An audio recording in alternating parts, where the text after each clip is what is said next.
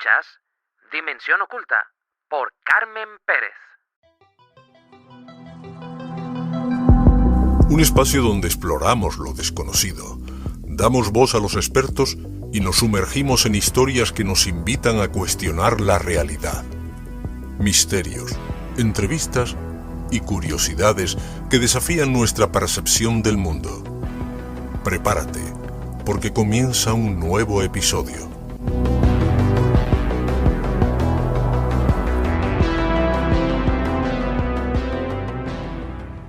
Te agradezco mucho la crítica, pero me parece muy negativa.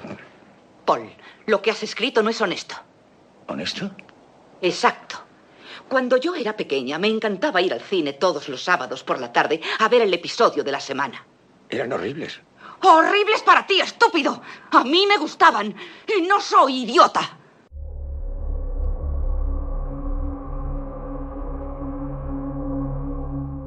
A veces el peligro no está en un callejón oscuro, ni en la figura de un extraño. A veces lo aterrador puede esconderse tras unos cuidados constantes o una habitación que parece segura. La película Misery, acabamos de escuchar una secuencia basada en la novela de Stephen King, nos mostró cómo el amor obsesivo y la aparente devoción pueden convertirse en una auténtica pesadilla. La enfermera Annie Walkers, con esa mezcla de ternura y locura, representa una figura inquietante, la de quien, desde el rol de cuidadora, se convierte en verdugo. Hoy vamos a adentrarnos en un tema tan perturbador como fascinante, el de los llamados ángeles de la muerte, personas que, escudadas en profesiones vinculadas al cuidado de la salud, acaban convirtiéndose en responsables de la muerte de quienes debían proteger. ¿Qué mecanismos psicológicos, históricos o sociales hay detrás de estos casos? ¿Qué perfil tienen?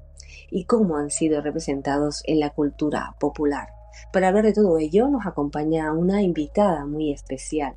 Ella es historiadora del arte, gran comunicadora y parte esencial del equipo del podcast El Laberinto, y ha estado en otras ocasiones aquí en Dimensión Oculta. Saludamos a Virginia González. ¿Qué tal, Virginia? ¿Cómo estás? ¿Qué tal, Carmen? Encantada de estar otra vez aquí en tu programa, a pesar de que sea para hablar de, yo creo que un tipo de asesino en serie que puede ser que mi opinión sea el que más terror me pueda dar, porque hablamos de los ángeles de la muerte. Y tanto que sí, Virginia, y sobre todo, claro, hablamos de personas que nos tienen que cuidar, ¿no? Que sanar. Después están esas personas que ya, de hecho, tienen el síndrome de la bata blanca, que ya solamente con acudir al médico, pues hasta la tensión se le sube, ¿no? Entonces estamos hablando de un tema bastante delicado. Exacto, el terror que yo creo que tenemos la gran mayoría de, de las personas en el ir al médico, el ir al hospital, ¿no? E ir a una residencia, las residencias de ancianos, todo lo que tenga que ver con la bata blanca, ¿no? Como digo yo, siempre da respeto. Y cuando hablamos de los ángeles de la muerte, que una persona tenga tu vida en sus manos y en vez de sanarte, ¿no? Que es su profesión, que es su vida, lo que hagas matarte da poco, lo mínimo es respeto y lo mucho es terror. O sea, realmente yo creo que es de lo peorcito como asesinos que pueda haber. Bueno, yo creo que me puedo incluir en esas personas que intenta evitar ir al médico, aunque los respeto, por supuesto. De hecho, bueno, una de mis mejores amigas es médico y siempre me lo dice, Carmen, tienes que ir más, y también lo recomendamos. Pero sí, reconozco que salvo necesidad, pues no voy. Bueno, que como debería ser, ¿no? Pero que cuando uno al final se encuentra enfermo, pues lo que busca es que den con lo que tiene, ¿no? Para buscarle remedio lo antes posible. Después también lo comentaba antes, están esas personas que tienen el síndrome de la bata blanca, pero lo que está claro que cuando uno va al médico, pues lo que quiere pues es tener buenos resultados, acabar bien, curarse. Sí, yo también, yo tengo el síndrome de la bata blanca, te digo, yo le tengo terror, pánico.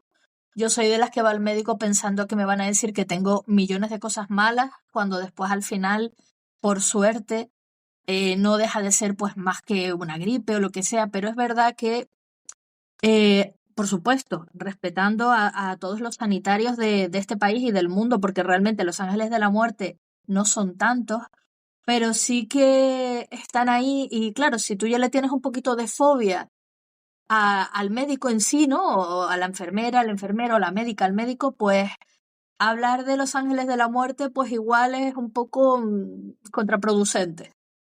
Bueno, Virginia, y para aquellas personas que nos están escuchando y que es la primera vez que escuchan hablar de los ángeles de la muerte, ¿qué podemos decir sobre ellos? ¿Quiénes son esos ángeles de la muerte?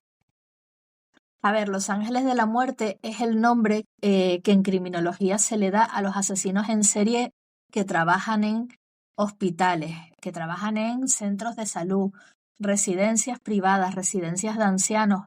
Hablamos de médicos, médicas, que realmente son los menos, enfermeros y enfermeras, que son la mayor cantidad de ángeles de la muerte suelen ser enfermeros y enfermeras, auxiliares de enfermería, incluso cuidadores, cualquier familiar que tenga en sus manos pues el tener que cuidar a alguien enfermo.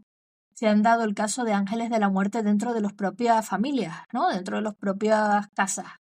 Ese es el concepto que nosotros en criminología tratamos como si fueran ángeles de la muerte. Llama la atención porque además son personas muy queridas en sus centros de trabajo.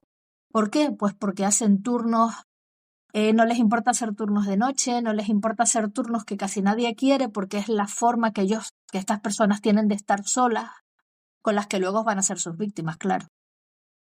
Bueno, ya vamos conociendo un poquito más a estos ángeles de la muerte, personas que, bueno, pues llevan al terreno más oscuro, ¿no? Su profesión, aquello que debería ser algo vocacional, el cuidar, el sanar a las personas que tienen a su cargo, pues hacen todo lo contrario, ¿no? Intentan por todos los medios acabar con su vida.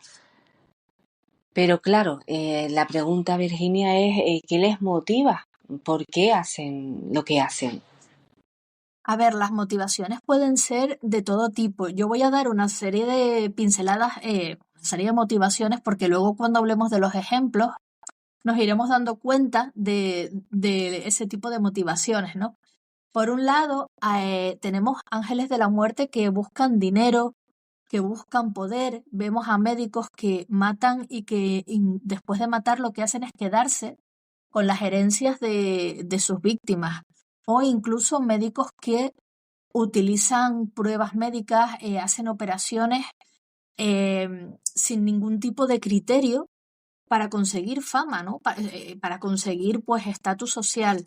Luego también está el hecho de sentirse Dios, es decir, tú decides quién vive y quién muere, ¿no? Tener poder para saber si esa persona merece vivir o morir, que a mí me parece horrible, ¿no? Es como la forma, como la espada de Damocles, ¿no? Donde tú decides si esta persona vive o muere dependiendo del humor con el que tú te levantes.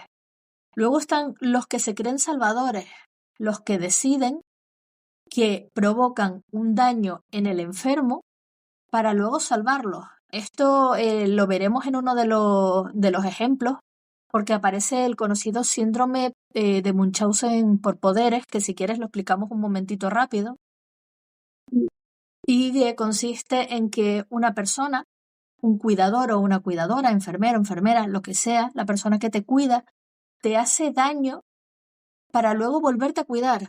Es decir, yo a ti te enveneno para llevarte al hospital y luego volver a casa y cuidarte. Es una cosa un poco difícil de entender, pero es como hacer daño para luego quedar como si fuera muy buena persona y muy buena madre o muy buena enfermera o muy buena sanadora. Lo que me estás comentando me recuerda mucho aquí, tú sabes que, bueno, ya has estado en otras ocasiones, Virginia, somos muy cinéfilos y me recuerdan a muchas películas, sobre todo películas donde son madres las que se encargan de cuidar a sus hijos, pero que no, con un secreto detrás, ¿no? El hecho de que los ves como los enferman, les dan más medicamentos de los que deberían darles, de hecho van a centros de salud, ¿no? Y hay sospechas de que algo raro está ocurriendo. a veces la realidad supera la ficción, como hemos visto en muchas ocasiones. Bueno, y también es verdad que hay muchas películas que están basadas en hechos reales, que tratan sobre estos ángeles de la muerte. Sí, bueno, de hecho hay bastantes casos, como dices tú, hay un montón de películas, incluso las típicas películas de sobremesa de Antena 3, de que se veían antes los domingos, muchas veces se veía esa figura de la madre cuidadora, que solía ser la madre, la que envenenaba o la que les daba algo tóxico a los hijos para luego sanarlos, ¿no? Para tenerlos como controlados. Hay varios casos, ahora mismo no recuerdo el nombre de la niña, pero bueno, lo buscaré en un momentito, pero Gypsy, sé que se llama Gypsy. El, sí, sí, la madre, hay un documental y todo, estuvo en la cárcel, bueno, es todo una historia de crimen, ¿no? Pero la Gypsy, la protagonista, finalmente junto a su novio deciden matar a la madre de Gypsy porque desde que nace la madre se obsesiona con que Gypsy está enferma. Le quita los dientes, le hace creer a los médicos que tiene cáncer, la tiene en una silla de ruedas cuando era una niña completamente normal. Entonces, fíjate que es como el Munchausen por poderes llevado al extremo. El caso de esta niña es un ejemplo de lo que acabamos de comentar hace un momentito, de esas películas que están basadas en esas madres que hacen daño a sus hijos para después sanarlos y volver a enfermarlos. Y por supuesto son personas indefensas que lógicamente no van a hablar ellos con los médicos. Entonces, pues cualquier cosa que, que diga la madre, pues al final, salvo que sea algo reincidente y se haga una investigación, pues acaba mal, ¿no? No sé cómo acabó el caso de esta niña, pero bueno, no pinta nada bien. Claro, ahí está, en este caso porque era la madre la que al final terminaba hablando pues con los médicos. Pero cuando tú vas a a un hospital, porque fíjate que las víctimas de los ángeles de los ángeles de la muerte, la mayoría suelen ser ancianos. Es verdad que veremos que hay niños, veremos que hay gente un poquito más joven, pero la mayoría suele ser ancianos porque, bueno, por esa edad no se les practica autopsia, porque se supone que es más normal, por Dios, entre muchísimas comillas, que un anciano fallezca a que lo haga una persona más joven. Entonces, el tipo de víctima en los hospitales y demás suelen ser ancianos. A mí, por ejemplo, los casos donde hay niños y niñas es cuando me da pues más coraje, ¿no? Porque al final son personas indefensas que no pueden eh, hacer nada para poder poner remedio a lo que les está ocurriendo, ¿no? Se confían de los adultos y al final pues pasa lo que pasa, ¿no? Es muy triste que existan personas como esta que se aprovechen de esa situación de estos niños que para nada, lógicamente, no sé qué les pasará por la mente para hacer o, o conseguir ese objetivo, ¿no? De enfermar e incluso acabar con la vida de ellos. Exacto, sí, porque uno de los ejemplos que traemos, que bueno, fue la noticia que tú me pasaste y por la que hemos decidido tocar este tema, veremos que la enfermera termina con la vida de bebés y de niños de hasta 11 años, lo que dices tú, personas completamente indefensas, o sea, que no pueden, vamos, que lo único que buscan en esta persona, ¿no? La enfermera es que los cuide, no que termine con la vida de ellos. Sí, fue un caso que leí sobre la marcha compartí contigo, Virginia, pero por desgracia sé que existen más casos relacionados con estos agentes de la muerte, cada uno de ellos con perfiles diferentes. Este es el caso de una enfermera, pues, que, como bien nos adelantaba, mató a una serie de niños, pero hay otros casos, ¿no? Que no tienen que ver con niños, sino con personas mayores. Sí, incluso veremos un caso rápidamente español que al final empezó diciendo que mataba porque les daba pena, porque esa es otra. Hay otros que matan como si fueran salvadores, ¿no? Para no hacerle sufrir a las personas mayores, cuando a lo mejor a esa persona le quedan 10 años, 15 años de vida. Pero después está también la motivación de matar porque me caes mal. Es decir, luego hay gente que tiene esa maldad dentro de la que siempre hablamos y cuando encima tienes la posibilidad de cuidar, ¿no? De intentar ayudarlos y te cae mal un anciano y terminas con la vida de ese anciano, pues lo que decíamos al principio, al final son personas indefensas, ¿no? Estar en una cama de hospital te convierte en una persona vulnerable. Así es, Virginia, son muchos casos, pero de los casos que hay, ¿cuáles son aquellos que te han llamado más la atención? Mira, he traído 4 casos que en realidad tienen mucho que ver con lo que hemos estado hablando y sobre todo pues con las motivaciones, ¿no? De estos ángeles de la muerte. El primer caso es el de Harold Shipman, apodado Doctor Muerte y considerado quizás el mayor asesino en serie de la historia. ¿Por qué? Estamos hablando que entre 1974 y 1998 terminó con la vida de 218 pacientes. Ojo, que toda su carrera se dedicó a acabar con la vida de los pacientes que trataba. Que es que se cuenta, se dice y a mí se me pone la piel de gallina. Estamos hablando, cuando hablamos de Harold Shipman, estamos hablando de un señor que yo creo que lo tenía totalmente instrumentalizado, ¿no? El hecho de terminar con la vida de la gente. Hay que decir que es británico, que tuvo una vida completamente normal y cuando digo normal siempre explicamos que no viene de una familia disfuncional, pues con padres a lo mejor alcohólicos, no, todo lo contrario. Pero sí que es verdad que parece que hubo un hecho que lo afectó y que luego utilizará para terminar con la vida de la gente a la que él atiende, ¿no? De sus pacientes.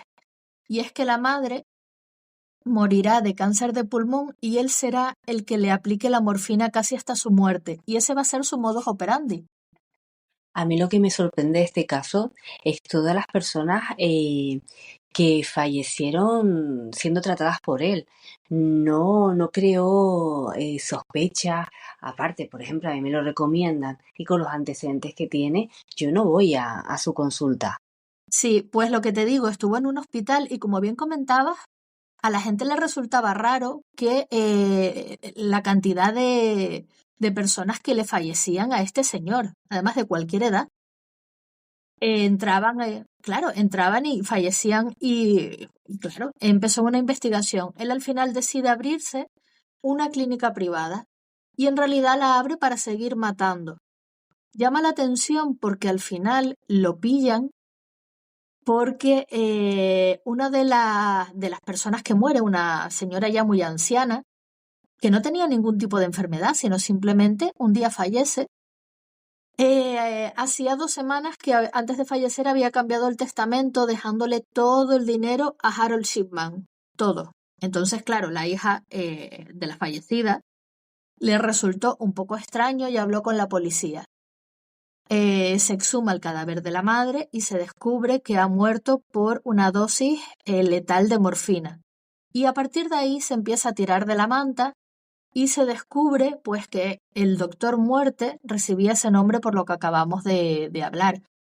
218 muertes posibles porque confirmadas solamente fueron 15 y fue condenado a 15 cadenas perpetuas. Ya está fallecido. Qué triste y qué horror saber que un familiar ha sido tratado por este médico sin escrúpulos que vete a saber lo que le pasaba por la mente, ¿no? Cada vez que trataba a alguno de sus pacientes.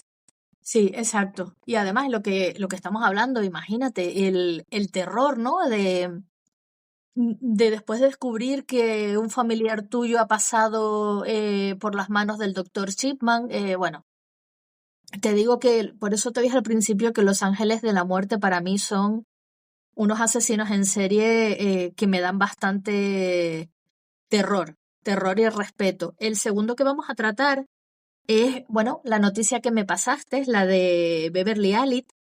En este caso también vamos a hablar no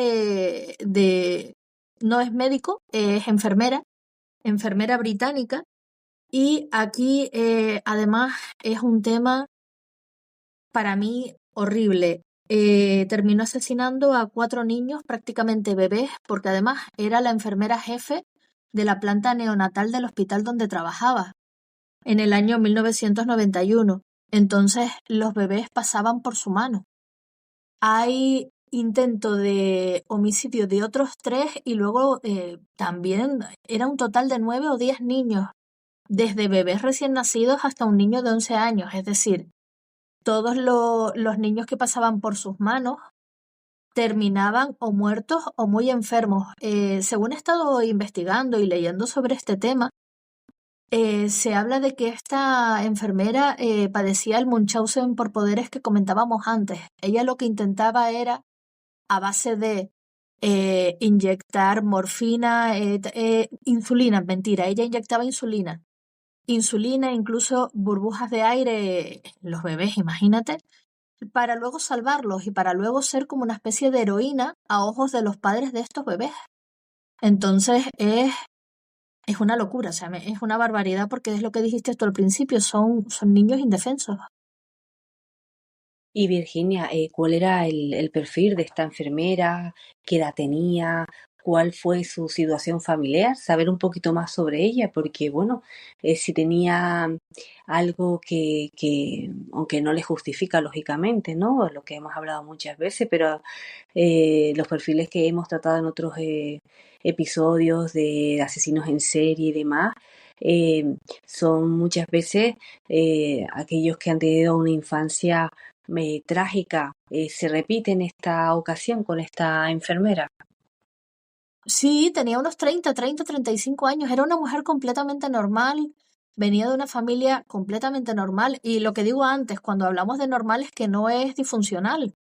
Además era querida por sus compañeros. Recordemos lo que dije al principio, suelen hacer turnos complicados, turnos de noche para que nadie investigue mucho, ¿no? Ese tipo de muertes, pero igual que con el doctor Shipman, a esta enfermera pues la empiezan a investigar por la cantidad de niños que le fallecen cada vez que pasan por sus manos. Niños que media hora antes estaban completamente sanos y una vez ella sale de la habitación, fallecen, ¿no? Incluso hay una de las historias, ¿no?, que se cuentan cuando se habla de esta enfermera, y es que poco menos que ella sale de una de la habitación de uno de los bebés y sobre la marcha va a coger el carro de reanimación, o sea que es que se sabe que algo la había hecho.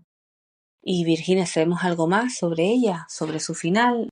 Lo que tengo entendido es que fue condenada a cadena perpetua. En principio sigue en prisión y dudo mucho que salga. En Gran Bretaña existe la cadena perpetua para ciertos tipos de crímenes, ¿no? Y este es uno de ellos. Y más cuando hablamos de bebés. Estamos hablando de bebés, de niños muy chiquititos, y la forma en la que tenía de terminar con la vida de ellos, ¿no? Porque estamos hablando eso de inyectarles insulina y al mismo tiempo a otros de inyectarles directamente burbujas de aire. Eso no es una muerte natural. Bueno, pues sobre todo lo que espero es que en ningún momento pues pueda volver a ejercer su profesión, que eso será clarísimo que no sucederá nunca, afortunadamente, y que ojalá, eso sí, estaría bien que no saliera nunca de la cárcel. Yo no sé qué opinas en este sentido al respecto, Virginia. No, eso seguro. Y ya no solamente ejercer su profesión, sino reinsertarte, ¿no? Porque después, ¿quién te dice a ti que tengas que cuidar a alguien o no sé? Yo creo en la reinserción, siempre lo he creído, además soy una fiel defensora, pero también creo que hay cierto tipo de asesino, cierto tipo de comportamientos que no entran dentro de esa reinserción. Y creo que ángeles de la muerte, como en este caso, además esta señora que tenía Munchausen por poderes, me parece aún más complicado. Sí, el siguiente es el conocido como el celador de Olot, Joan Vila, bastante famoso. Esto ocurre en el 2009-2010. Termina con la vida de 11 ancianas, aunque al final es condenado por solo se pudo demostrar 7. Estamos hablando de un hombre que, bueno, crece, intenta hacer un montón de trabajo, ¿no? Monta una peluquería, no le sale bien, luego empieza a hacer un montón de cursos. Además es una persona que no acepta su sexualidad, no le gusta estar rodeado de hombres porque según él se ríen de él, es homosexual y no lo acepta. Él cree que eso no es bueno, que no es sano. Y entonces se empieza a rodear solo de mujeres. Y entre los cursos que hace este señor, hace un curso de auxiliar de geriatría y entra a trabajar en un geriátrico, en una residencia de ancianos. Y ahí, casualmente, empiezan a morir los ancianos. En este caso, Joan Vila era queridísimo por todos los trabajadores, lo que dijimos antes, hacía los turnos de noche, incluso cuando fallecían los ancianos, él los maquillaba, los preparaba para el funeral, iba a consolar a las familias y, ojo, muchas de las personas a las que él preparaba, ¿no? Muchos de los cadáveres los había matado él. Entonces, no sabemos bien cuál es el motivo por el que él termina con la vida de la gente. Él le dirá a la policía que lo hace para evitarle sufrimiento, pero es que termina con la vida de las dos últimas personas, de los dos últimos ancianos, inyectándoles poco menos que sosa cáustica, ¿sabes? Son formas de asesinar, de matar como muy retorcidas. Lo que espero que lo hayan detenido pronto, ¿no? A esta persona, no sé si al final, que seguro que sí, ¿no? Porque estamos hablando del caso. ¿Cuándo fue? Cuando este cuidador eh, fue descubierto, Virginia. No, claro, fíjate que a él lo cogen porque la última anciana, con la que él además se llevaba muy mal, fallece. Él se ve una imagen, él saliendo del cuarto de la anciana y bueno, al rato se ve unos médicos ir y ha fallecido. Y uno de los médicos se da cuenta que la anciana tiene en la boca como quemaduras en la lengua, quemaduras en la boca, y se le hace la autopsia, porque las muertes anteriores, al ser ancianos, no se les hacía autopsia. Y cuando se le hace la autopsia se dan cuenta que lo que han hecho es, dicho vulgarmente, darle de beber lejía, ¿me explico? Entonces, claro, ahí ese es el momento en el que se empiezan a exhumar los cadáveres donde Joan Vila estaba en turno en el momento de las muertes y se descubre pues toda la historia y fue condenado, si no recuerdo mal, a 40 años de cárcel. La ley antigua creo que va a estar 17 años en prisión. Y vamos por el último caso, Virginia. Nos has adentrado y nos has comentado 3 casos con el mismo objetivo, ¿no? Acabar con esas personas que confiaban en ellos. Pero tengo ganas de escuchar ese cuarto caso. Sí, el último caso lo traigo primero porque hay un documental en Netflix que quien quiera buscarlo solo tiene que poner el nombre del médico, que es Paolo Macchianini, como suena, y estamos hablando de un cirujano torácico que lo tenía todo, tenía una vida fantástica. Además, sabemos en Estados Unidos la cantidad de dinero que puede llegar a manejar un médico especialista, ¿no? Y este hombre decide crear unas tráqueas hechas con material sintético, y con la necesidad que tenía de convertirse en el número uno, de ganar dinero y más que dinero, reconocimiento, no pasa los comités médicos directamente, se las empieza a poner a las personas y de 9 personas a las que le puso esta tráquea sintética, 7 murieron. Esto fue en el 2011. Pero es que hablamos de un señor completamente manipulador, que llega incluso a casarse con la madre de una de sus víctimas. Entonces, Lo traigo porque es la primera motivación que yo nombraba, esa del poder, ¿no? De que la gente te aplauda por ser el mejor médico. Efectivamente, Virginia, estos son los casos de esas personas que se creen que están por encima del bien y del mal, con esa profesión donde creen que son Dios y en vez de sanar, curar, pues arriesgan por experimentar la vida de las personas. Da igual que tuviera pues esa predisposición de poder llegar a una cura, ¿no? Porque al final, pues imagínate todo ese sufrimiento hacia esa persona. Yo espero que seguro que es así, que esa persona no está ejerciendo ya y que esté en cárcel, ¿no? Cumpliendo condena, aunque no sé si será el caso, Virginia. No, evidentemente le han quitado la licencia. No ha entrado en cárcel porque al final defendió y demás, y bueno, puedo salir, pero no tiene licencia ninguna y ha perdido su vida.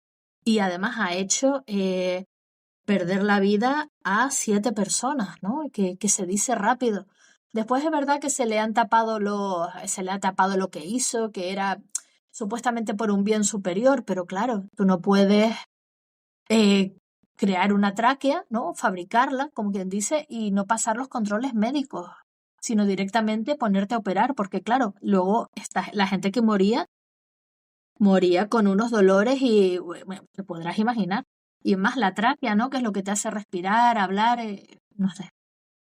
No sé por qué, Virginia, ahora me vino a la cabeza las noticias que por desgracia se escuchan cada vez más de esas personas, de esas influencers o que buscan algún tipo de retoque estético, ¿no? Para encajar, ¿no? En la sociedad que cada vez rinde más culto a, a la estética, ¿no? A esa belleza superficial y se quedan en quirófano porque o no reúnen las condiciones sanitarias necesarias o porque lo ejercen, hacen esas operaciones personas que ni siquiera tienen la titulación necesaria.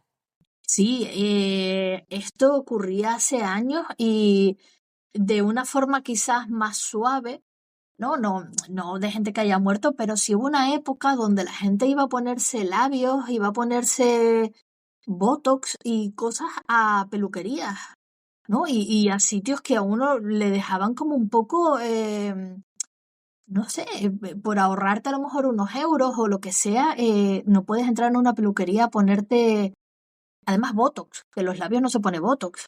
Entonces era una salvajada lo que dices tú, o incluso operaciones estéticas, ¿no? De gente que se iba a la otra punta del mundo y se hacía un combo completo y luego aquello era un desastre, o sea, infecciones, incluso gente que ha perdido la vida haciéndose este tipo de operaciones. Lo bueno es que también dentro de este tipo de casos también vemos otros de esas actrices que quieren dar ejemplo y se muestran de una manera natural. Incluso muchas actrices que han revertido sus operaciones para volver a recuperar esa naturalidad perdida.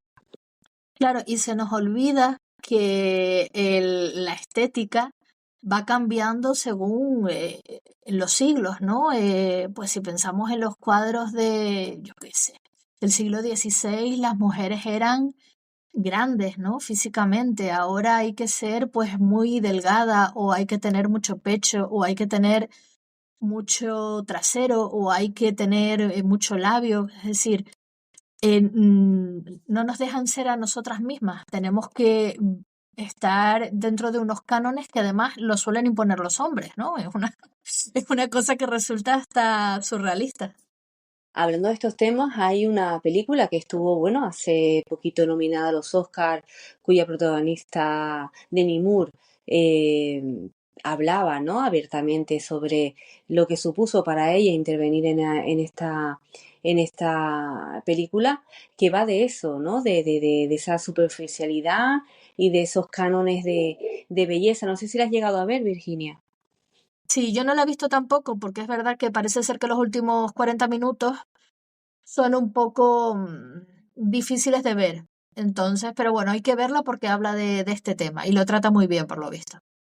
Bueno, pues ya lo tenemos ahí pendiente, a ver si cuando la veamos, tanto tú como yo, Virginia, cambiamos impresiones y contamos qué tal nos ha parecido esta película. Que te digo que muchísimas gracias por acompañarnos en un episodio de Dimensión Oculta. Siempre es un placer tenerte por aquí. Sí, cuando tú quieras, sin ningún tipo de problema. Me encanta el nombre de Dimensión Oculta, creo que va más acorde a los temas que tratas. Y tú sabes que sin ningún problema, aquí estamos siempre. Un abrazo, Virginia. Hasta la próxima. Muchísimas gracias.